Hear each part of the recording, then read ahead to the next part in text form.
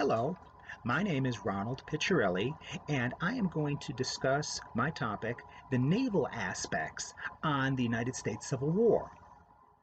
The United States Civil War tore the nation apart and cost the lives of more Americans than all of its other conflicts combined. The Civil War has been studied by historians since it ended in 1865, but is still an open topic for serious scholarship. The war between the states has been seen as mostly a conflict on land. The naval aspects and their effects on the Confederacy are a relatively neglected part of Civil War history. While most historians have written on memorable naval events such as the Battle of Hampton Roads in 1862, historians are actually divided on the effects of the Union and Confederate navies on the war. Historians such as James N. McPherson, who wrote in The War on the Waters, writes that uh, the naval portion of the Civil War was just as important as the land aspects of the Civil War. Other historians have written that the naval aspects took a secondary importance to the war.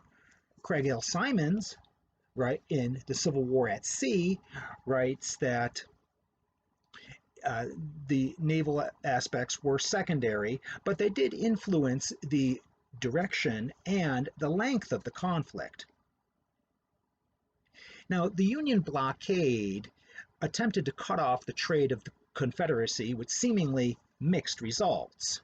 Most historians do not focus on the long term effects of the Union blockade to the Confederacy.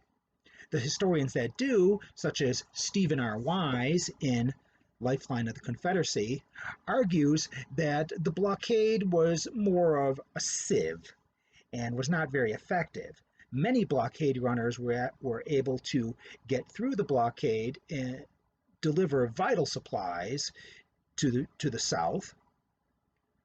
But in my research, I'm attempting to argue that the Union blockade may have hurt the Confederacy much more than historians have emphasized. I'm attempting to discover if the blockade may have led to a spiraling effect on the Confederate war effort, with the loss of imports and a reliance on homespun manufacture and even a reliance on an overused railroad system. This spiraling effect of the Union blockade on Confederate trade and economics and the overall Confederate war effort certainly wore down the morale in the Confederacy. I'm finding through older studies, such as Mary Massey's Ersatz in the Confederacy, Shortages and Substitutes on the Southern Home Front, and also Ella Land's Salt as a Factor in the Confederacy, that women who were running the households had to make do with shortages of crucial things that they needed, such as salt, but also food and clothing. They made a lot of homespun type of clothing and relied on some things that they could gather in the fields and forests of the South to augment their foodstuffs. But lack of even medicines certainly hurt the civilian population in the South. Now, even things that were easy to find before the war became very difficult to get as the war went on. These deprivations occurred all over the Confederacy and led to a lowering of civilian morale and eventually more of a despondency.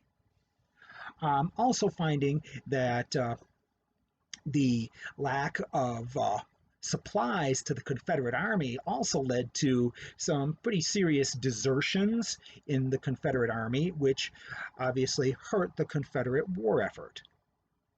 In conclusion, I'd like to investigate the naval aspects on the United States Civil War and discover exactly how important they were to the conflict.